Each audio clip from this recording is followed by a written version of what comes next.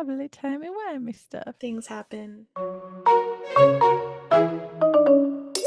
Welcome to the Incoherent Fangirl. Where we are coming at you with a special summer break mini bonus episode. That's a mouthful. That is a mouthful. Wow. I'm Karin. And I'm Mandy. Oh my goodness. We have something super fun for y'all today. A brand new to us author, but not new to the Yeah, scene, not I new believe. at all. Yeah, she's a USA Today bestselling author. So I guess we'll just get right into it. Buckle up, babes.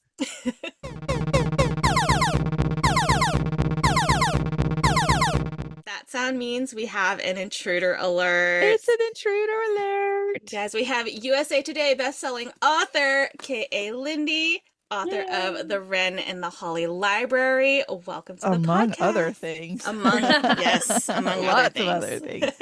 Indeed. Welcome to the Welcome. podcast. Hi. So glad to be here. We're So happy to have you. So the first thing we usually ask is if our authors can kind of give us a quick elevator pitch of the book, just in case somebody has been living under the rock and has not heard of it. Sure. The Wren and the Holly Library is a heist novel set in a monsters New York City between the two characters who have a forced proximity, enemies to lovers sort of romance where they are trying to steal a magical artifact. So Karin is further into the book than me, and she frantically texted me last night about how she's like, it gives perfect Beauty and the Beast, but with a heist vibes. So I want to know how you got into my brain to know like what the perfect story for me would be, because that's everything I could ever want. Well, spoiler alert, it's what would want most in a book. I'm like, I really want heists and I want Beauty and the Beast and I want them to have to live together and they have to work together and there's like chases and romance and obviously like an amazing library. All my Yes. favorite Oh, I things. love it. Yes. So can you tell us a little, I saw it in the author's note, but can you tell us a little more about your trip to Ireland where this story was kind of born? Yeah, so actually I had originally, so to back it up a little bit, I had originally written a trilogy of vampires called Blood Type. And in the third book, Graves actually shows up as a character. And so like very minor, like one chapter, and it's only in audio right now because we're in the works of getting it back out. But it was very, very short, but he was so explosive in my mind that I was like, there must be a story for him. And then I put him on the back burner because I was like, I don't have time for this right now. As you can tell, I've written 50 books. So there's all lots of things happening in my brain. And then I went to Ireland with my mom. I had a signing in Paris and I brought my mom with me and it was the most amazing trip. Like she had a, oh God, what are they called? Foreign exchange student when she was 17 and she hadn't seen her in 40 years and we met her there. Oh my that's so gosh. cool. It was the first time they had seen each other and they like cried the whole, and we like hung out and she had been working for the EU. It was amazing. It was like the most amazing trip. And we went over to Dublin because my mom is Irish and all of her family is Irish. And so we were like, we're going to go and like investigate this. And so we did all these tours and we were in Christchurch Cathedral in Dublin. And because I'd been so excited, we actually got to go up into the bell tower and everything, which post COVID you don't get to do. I went back and they didn't let us. And I was like, whew, glad I made it beforehand. They told us a story. We were in there and you go see all the artifacts and stuff. And Lawrence O'Toole's, he had a heart and it was in this like metal chamber and it was like supposed to be his heart inside of it. And they told this story about how it had been stolen from the church for like a year and no one had any idea. There was no video of it. There was nothing. It was just one day gone. And then like a year later, it was like deposited on their lawn. Like someone brought it back. What did you do with that heart in a year? I know. And what did you do with that heart? It's still there. And I just was like, oh my God, this is the heroine. This is the heroine. She's the one who stole it. And like no one knows. And it just like hit me. And I was literally on my phone because I didn't bring a notebook or anything. I didn't think about research or like that kind of research. My mom was like, do you need help? And I was like frantically I need my thumbs to go faster. typing everything. And then like we just walked around all of Dublin and I got like these vibes. And so I was like, I really want to incorporate what I felt was sort of like my heritage that I was learning about and all of the mythology that I was learning about, and then put it into this other sort of fantasy world that's set in New York. Oh my God. I How love it. fun. I would Did love to you? do a trip like that with my mom. I think Yeah. that would be so It cool. was amazing. It was That's really amazing. We had the best time. sounds like it. I'm curious what it's like. So it's set in New York, but not quite as we know it. What was it challenging to kind of, because it's a real place, even though it's set in a fantasy world, was it challenging to write that setting? And how much research did you have to do of New York itself? So I felt very comfortable writing New York. I've actually been writing New York City since my first book. And it was funny because my very first book is like half of it set in New York and half of it set in Atlanta. But I had never been to New York when I wrote it. And all of these New Yorkers emailed me to ask me if I was a local. And I was like, no, I've never been there before. That's the But you've best seen New York compliment. so much on TV. Like Yeah. all of the True. Marvel movies, it's Gossip Girl, you've read about it, you've watched it. And so I feel like sort of like a lot of New York feels like our culture, just like who we are as in America, because we watch so much of it on TV. But then for this book, and I'd also written a whole series, a whole like adult Gossip Girl type series set in New York. So I had done a ton of research for that. So I'd been to New York a bunch. So when I sat down and wrote this one, I like literally came home and then like 6 months later, like wrote the whole thing in like a fugue, like 90,000 words in 1 month. And I was like, wrote Wow. the whole book. Of course, it is like 130,000 words now, and it has been edited many times over 4 years. So I wrote the whole thing and then like set it aside because romantasy wasn't really like what it is right now. So it's kind of like Right. not the wrong time, wrong place. And then I went to New York, and me and my husband stayed for a week, and we literally just walked and took the subway to every single place that was in the book already. And then I came home and I spent a whole week just tearing the whole thing apart and making it feel like I had just been there. So if it feels really like New York and like you're walking around the city, it's because I came home and then I redid the whole thing. And then it was literally like 2 months later after that that I ended up selling it to Red Tower. That's So amazing. That is so cool. I yeah. was gonna That is say, I such feel like Atlanta would be more challenging to write as a Georgian Oh. than New York because like Atlantans would call you out and be like, we don't like everybody says ATL. No one in Georgia says that. And I've like ranted to Karin before, like that's not nobody says that. Like we abbreviate in a text, but nobody's Yeah. like, I'm going to ATL this I week. mean, if it's Like, ATL, it's ATL, y'all, A-Town yeah. down. I'm from Atlanta, so Yeah. I went to UGA, so I'm actually going there next weekend. Oh, I'm in Macon, so I'm not too far from One of my best there. friends grew up in Macon. I'm Really? actually from Henry County, so I'm from Stockbridge. So only like an hour from Okay. here. Yeah. Very nice. See, Yeah. normally I'm talking to West Coasters with Yeah. Karen. All of our authors are in LA. So I'm like, I'm just in Georgia. So it's nice to have somebody who knows about where I Yeah, man, am. I have a book called Hold the Forevers that is set between Atlanta and Athens, and it's a love triangle between two guys, and one is from Savannah and one is a football player at UGA, and they end up working at the Falcons together. Oh It's man. you would Okay. feel the Atlanta vibes in that one. It's on the TBR. It's on Yeah. the TBR now for sure.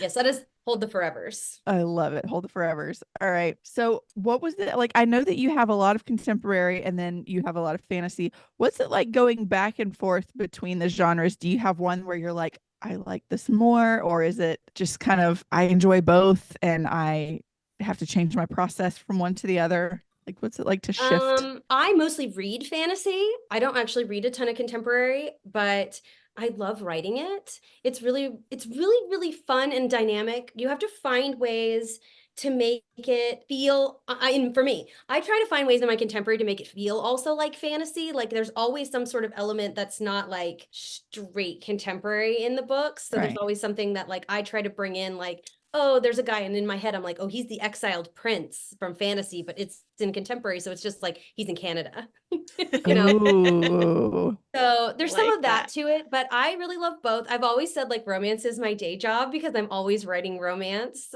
in whatever I'm doing.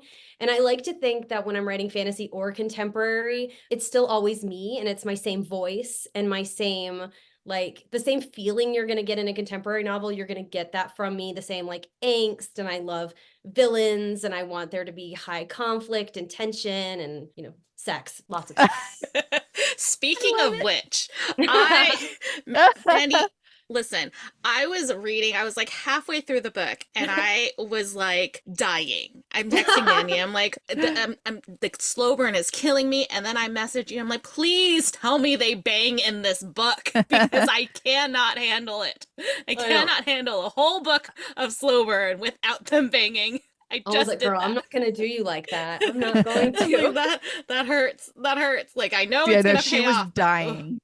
She was dying, and I'm like, I live for slow burn. She So I'm like, like oh my we're the God, their off. knees touch. She loves a slow burn, and I'm out here like I need them to bang like in the first few chapters. Like what is I happening? get it. Most of my contemporary are not slow burn at all. No slow burn.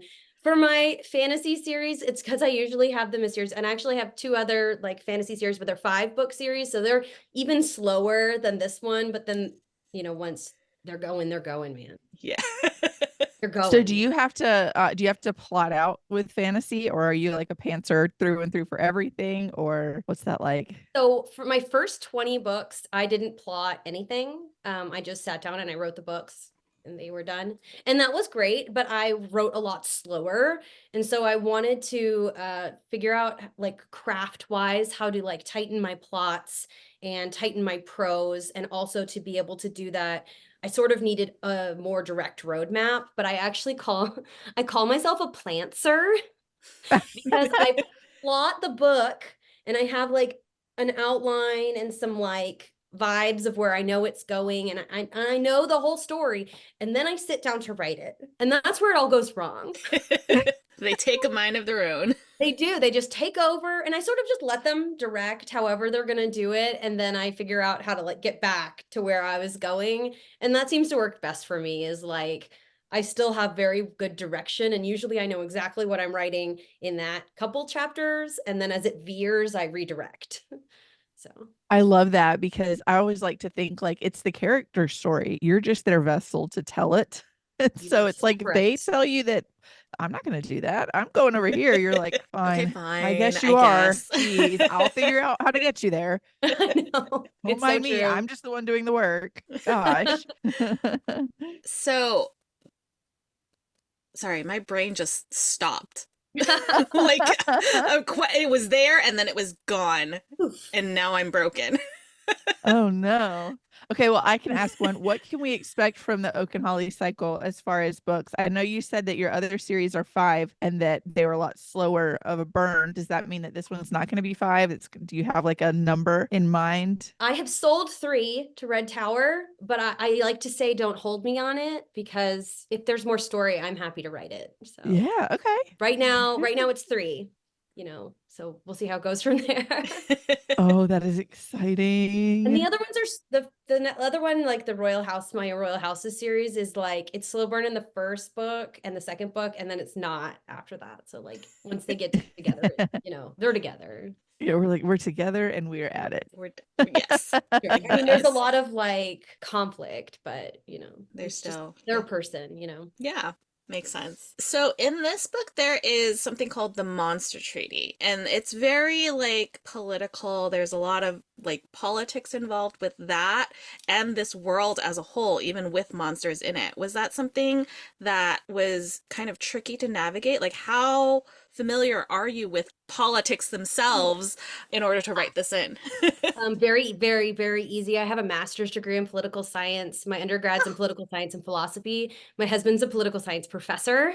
Oh my gosh, I love Um, it. Wow. I worked on the presidential campaign in 2012 in North Carolina for like 8 months. So politics are like super easy. And actually the basis of this story is World War One, and it's post World War One. The Monster Treaty is the Treaty of Versailles, and you're about to go into the Roaring Twenties, is kind of how I see it. Oh, And I am a so history when nerd Coraline and I Lamore love is this. killed, so like in the yeah. beginning, what happens is someone is murdered. Coraline Lamore is killed.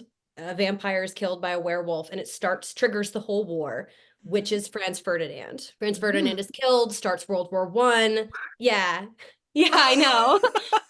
And then you go into a Oh my war, and God. there's all these obviously the war happens, and then it's it's set basically around, this is like the end of World War I, and now people are starting to come back out into the city. Wow. Oh my God. You just made it even I've more got to log Mandy's off like and book. I gotta She's gotta go. go. Yeah, I'm a big history buff. I love to read historical stuff so that I can and watch historical shows, and then I always try to like pull and incorporate actual history into the storylines, because a lot of times when I'm reading books, like I've read some books that are based on like the War of the Roses, but it's like alternate history, and the more I feel like you know about the history, the more you can like see strings that are kind of coming Fangirl about it. together. Yeah. Yeah. Yeah. That's so crazy because as I was reading, I was like, this, it felt familiar and I couldn't put my finger on it. Like I'm not a big history buff, but like obviously I know enough about history in Yeah. general. But like I was reading and I'm like, this feels familiar and I can't figure out why, and now I know. Yeah. She And used to so like to tell me that she doesn't like historical fiction until she started reading historical fiction and It's historical true. romance, especially. And then she's like, oh, Yeah. wait, I really, I really think I oh like wait, think I I like am. this. I think I am. Yes. Yes. I think I'm into this. Yes. So I know we touched on like writing about an alternate New York, but what's it like writing an alternate New York with monsters in it? Like adding monsters into this modernized world that we already kind of know, except now Yeah, there's I vampires like and to think werewolves about and it a lot as in the same way that you would look at X-Men. yeah, So there are like mutants and Mhm. they're fighting for their rights. And they're also accidentally killing a lot of people or on purpose killing a lot of people. And there's going to be factions within whatever you're doing. So, like, all monsters aren't going to think the same. All humans aren't going to think the same. And humans and monsters can be bad. I'm also a huge supernatural person. Don't know Mhm. if you guys ever watch Supernatural, but one of the things oh that I find Oh yeah, yes. so interesting is that so many times the bad guys are the humans. It's the humans Mhm. who end up doing things in the series that are bad, and the monsters are just trying to live their lives. And I thought that would be oh such an interesting kind of dynamic yes, to bring Yes. into a story where there are good guys and there are bad guys, and whether or not they're monsters or human doesn't actually matter, because either way, both sides have people who want to just continue the war and hurt people so that they can have their right, rights. yeah. There's And Mhm. bad other people just human as or like there'd be monsters want bad to stop it monsters. so that Yeah, they can go back to living their life. Yeah. yeah. It's like that coven of vampires that they go after, where it's like Yes. they're not hurting anyone Or Mhm. like at we just all. saw that like DJ Qualls got engaged. Did you guys Yes. see that? I love them. And he's like a werewolf who's like happily married in the show. Yeah. And you're just like, I want that. I want more of that. Where the monsters Yeah. are Yes. just Just happy. let them be fine. Yeah, if they're like Yes. intentionally hurting people, then Yeah, Yeah. it And needs to then be addressed. if But they if they're just just want to live living, their life. yeah. And I think let there's them one interesting exist. part about the end of World War I is that the Treaty of Versailles actually overly punishes Germany. And that's why they have people who rise up for World War II, is because the Germans felt slighted by what happened. And so the same thing is sort of happening in this series, is that the monsters feel like they got the short end of the stick. And so there's other monsters who are like, yeah, we deserve better than this. And that causes conflict in the story. Oh my gosh. I'm so excited for this book. I Oh my I'm God. so ready for like the text from Mandy when she gets to certain parts of this book. Like I've been messaging Kyla on Instagram. I'm like, I listen, I think I'm in love with Nate. Like he had two sentences. Like he was on it was like a paragraph and I'm like, I think I'm in love with Nate. Am I in love with Nate? I think I'm in love with Nate. I was like, everyone's in love with Nate. You should be in love with Nate. Good, Yeah. good. I was like, thank God, because I love him.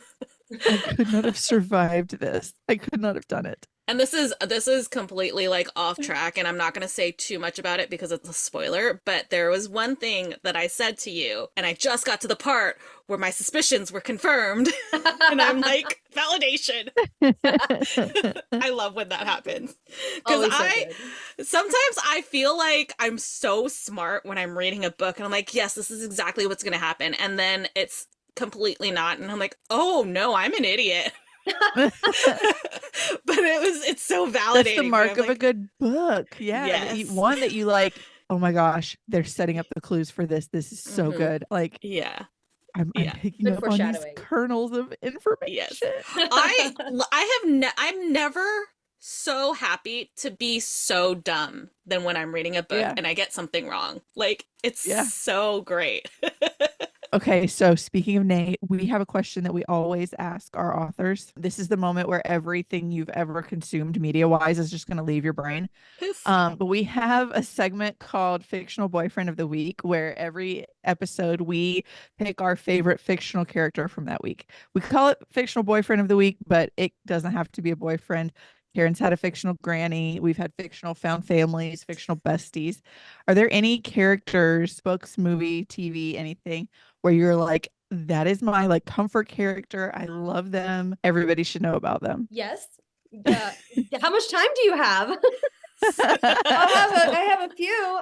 The first, obviously, that comes to mind for me is Victor Vale from Vicious by V.E. Schwab. Probably my favorite book or second favorite book of all time. It's sort of like a superhero, if superheroes could be made by trying to commit suicide, which sounds really terrible. And it is. It's all Ooh. everyone's a villain.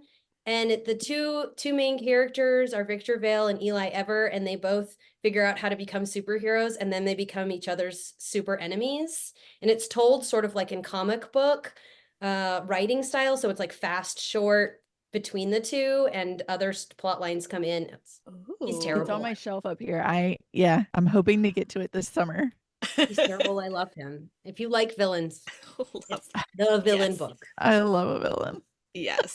Yes. Big enemies to That's a lovers, good morally one. great characters. Love them. Yes. Yeah. Okay, All well, right, that's a speaking good one. of, yes, speaking of other books, one of the other questions that we always ask is well, I know that I'm obsessed with this book and I will be recommending it to everybody, but we want to know what you're reading. What are you recommending? Do you have like a favorite book of all time? Anything that's kind of stood out to you recently that you would like to recommend? Yeah, I've read a lot of really good stuff lately. I really like Starling House by Alex Harrow. I love The actually I love crow. He everything she looks like a writes. sick crow.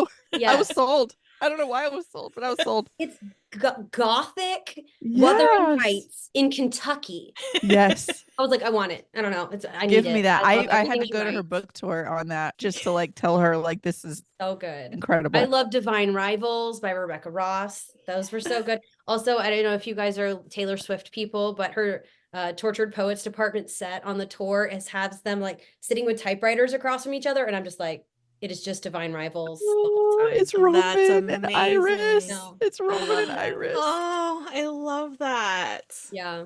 Yeah. What else have I been reading? Great I don't know. I've been choices. reading a ton. Well, I've been doing a lot of audio lately. I don't know why, but I really liked it. I did the whole Caraval series recently and all of the Once Upon a Broken Heart ones. Yes. So I obviously am a Jax person. We're big shocked here. Yeah. I like Jax. When I finished Once Upon a Broken Heart, or was it The Ballad of Never Ballad of After? Never Second After. one. It was The Ballad of Yeah. Never After. Speaking of Taylor Swift, I had been painting my office library thing, and the book ended, and I hit the floor and just laid there staring at the ceiling for like half an Yeah. hour, and then I had to go like drown myself in my shower and scream All Too Well, Too the Well, 10-minute 10-minute. Taylor's Yeah. version, because it was just like I'm so upset. I don't know what else to do.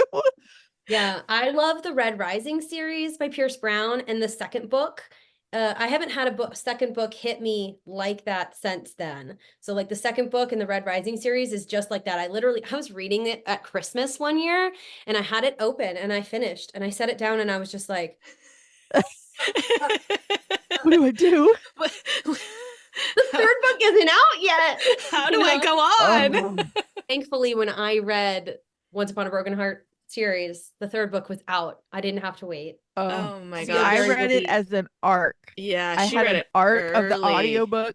So Mhm. I read it before a lot of people, and Yeah. then I had to wait. So Even And it was I'm like not longer. the normally a biggest wait for the torture. series to be finished person. I normally read as it comes out. And this one I came too late. I don't know. I had been in a huge YA kick and then it just like I think what happened is once romantasy started coming in, like much bigger, I was like, oh, this is what I want from YA, but with sex. I'll read this.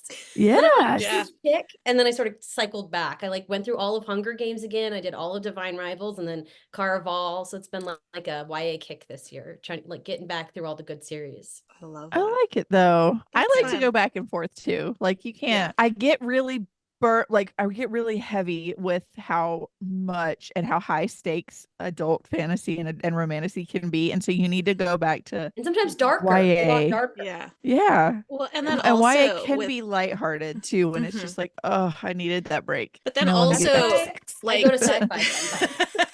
you can Yes. also get Yeah. like so bogged down with like even if it's YA like high fantasy, there's so much world building that you're like, oh, Yeah. I have to hold so much in my head. Like I recently binged all of Victoria Aveyard's backlist, so Red Queen through Realmbreaker, and I was like, I just need a cartoon cover romance because that was like I Yeah. loved it, but I need something that is Palette cleansers. palette cleansers. Yes. I need yes. Yes. Sometimes you really do just like you get on that kick and then you hit a certain point and you're like, oh I no, need something I'm done silly. for now. I'm done for now. I need something cute and silly, and then I want to Yeah. get back into this pain. hmm So I'm true. really, really trying to force her to read Throne of Glass because she never has. And Oh my God. I am an OG Sarah J. Maas person. Known each other since we were 16. We were writing on Fiction oh, Press cool. together. Oh my god, how So, fun. I read like that whole series originally when it was Queen of Glass before it was ever published online. And so it's so nice. It's so weird. It's weird to hear all these people having had read it when it was like this micro thing that I liked when I was like a Yeah. teenager. And now it's Oh, like, that is so cool. that Yeah. is so neat. How Yeah. fun is that? Yeah, Karen's They read actually- it had ACOTAR. to- She won't do Crescent Yeah. City yet Oh, I have to Oh. because read it's Throne not of Glass complete. And then I was before like, you have to read Throne of Crescent Glass. City. yeah. Because they're gonna be like connected, right? So I have to read Throne It's of a Glass multiverse. before. Yeah. That's what I was told. I was told I had to read Throne of Glass before Crescent City. So I'm like, Well, well, I think Throne we'll of get Glass there. is her best series. Agreed. That's what Agreed. everybody says. The Oh best my romance. God. It's the best world building. It's the best character The best arc. main character. Best main character, best love interest. No Like, one can touch her. I mean, No one can touch her. The Oh. main character. yes. Like, oh, It's Mhm. just it's And we all love it's Hawk. just a big commitment, and I just now that we're You think going. it's a big commitment, but you'll read them all in like 2 weeks. Karen, I'm telling, yes, I You went read through all them in 2 so weeks. fast. It's not they're not, I mean, it's not like, I'm feeling very like Legally Blonde. Like what? Like it's hard. but like it's Right. hard, It's girl. really not like, If I because can convince once people you to read start, any of Sarah's books, it's Throne of Glass for sure. right, once you get into it, you won't do anything else. No.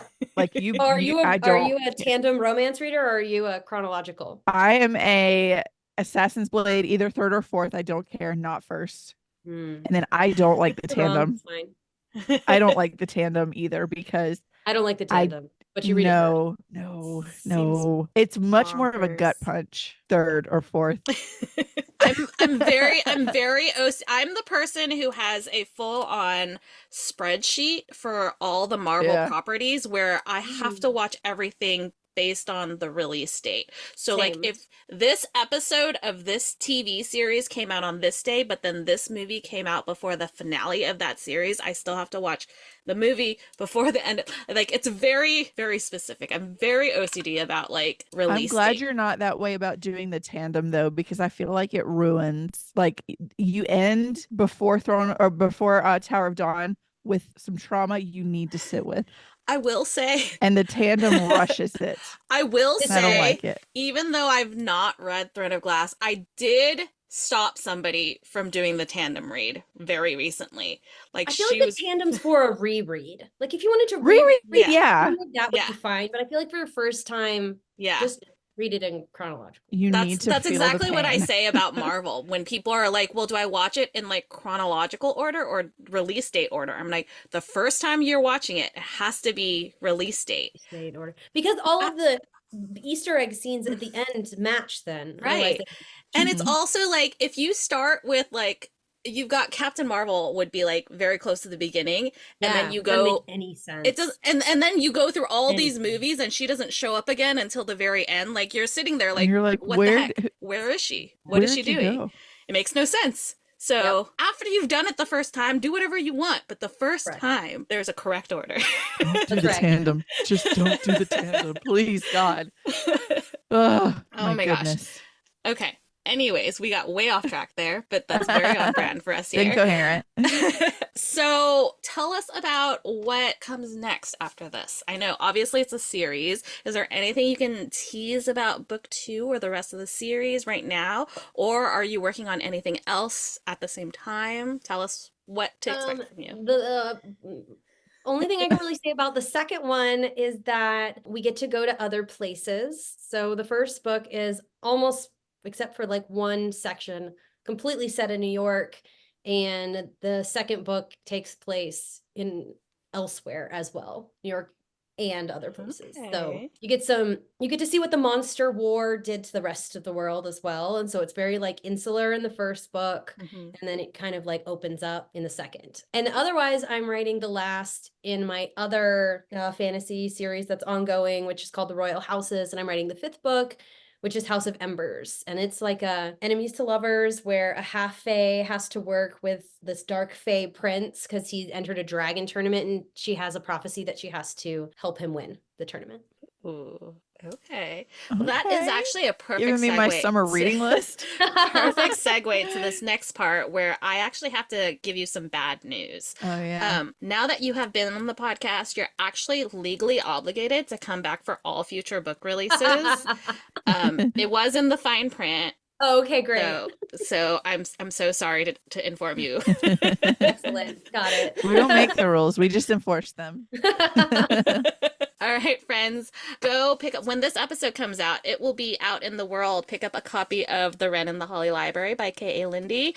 If you've somehow been living under a rock and not seen it, the first print run has some pretty gorgeous amazingness. Gorgeous. It's so pretty. I mean, the cover itself is already pretty, but then you get the edges. You had me sold with the cover. Yeah. Well, it's I didn't funny even need to know what it was about. it was pitched to us, I don't know if this was specifically to us, or just in general, but it was pitched to us as a loose Beauty and the Beast retelling that is a spicy heist romantasy. And we were just like, this is hitting literally everything. Every like every spot. if you were to Every put single something together for me and Mandy, this would be it. Like it was, we were like, Yeah. Say less. Yeah, Just gimme. So Just gimme. if you like any of those elements, go pick up this book. I'm so close to the end, and I know what dying. I'm doing for the rest of the day. So I'm done. So thank you so much for hanging out with us. It's been so much fun. Thank you. We can't had a wait. blast. We can't wait for thank you what so comes much for next. having me. It was great. Yeah, we'll talk to you soon. Okay. Bye. Bye, guys. Bye. Oh my gosh. I love her. So fun. Don't One of listen us. to her about Assassin's Blade though. Don't do it, listeners. Absolutely one of us though. Like, Oh yeah. are you kidding me? Like, literally, this is the definition of write what you want to read. Like, Oh, right here, yeah. this book. You can listen to her about Assassin's Blade if you want to. I will just personally judge you. But Oh my gosh, so much fun. How it like was so much fun. how cool was it that she like knew Sarah like Yeah, that way is back cool. when? That is so cool. I did not know that. That is like, No. that's bonkers. I love that. It's just more proof that the world is smaller than we think it is. Oh, absolutely. Love it. Love it. All right. You want to do a small spiel? A schmal schmeal. A small spiel. Sure thing. If you enjoyed this episode, please like, follow, and subscribe wherever you are listening to us. Please also follow us on social media. We are at The Incoherent Fangirl on all the things. Please also visit our website, theincoherentfangirl.com, where you can also stream all of our episodes, as well as read our blog, which has so many book reviews and hopefully more now that we are on break. Fingers crossed. Hey. We'll try. We're working on it.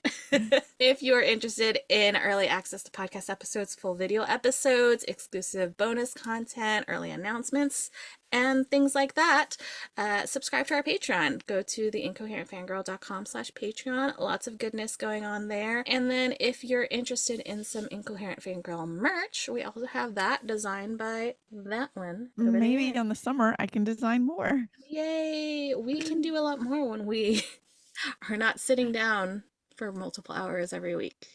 Yeah. So head over to theincoherentfangirl.com/shop to take a look at all of that cute stuff. We, hopefully the summer does bring about like doggy merch because I You know, just George Bailey needs it. he really does. He He can't be needs a all the proper show dog things. without the show I merch. know. I can't believe we didn't think He of it just before. walked up. Hi, bud.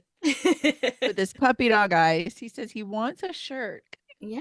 He's got to. And then if you have any questions, comments, concerns, suggestions, design ideas, you want to tell us that we're pretty, you want to tell George Bailey that he's very That he's handsome. the handsomest boy. He is the handsomest You boy ever. can. Yes, please do. Send us an email at theincoherentfangirl@gmail.com. We love hearing from y'all. And one last way to support the podcast is to rate and review on whatever platform you are listening to us on. Please give us your We words. love your words. Yes, we do. She is at Mandy Perv on all the things. She's at Ms. Made in China on all the things. And once you have followed us on social media and you followed the podcast on social media, you can head on over and do some self-care by visiting our internet besties.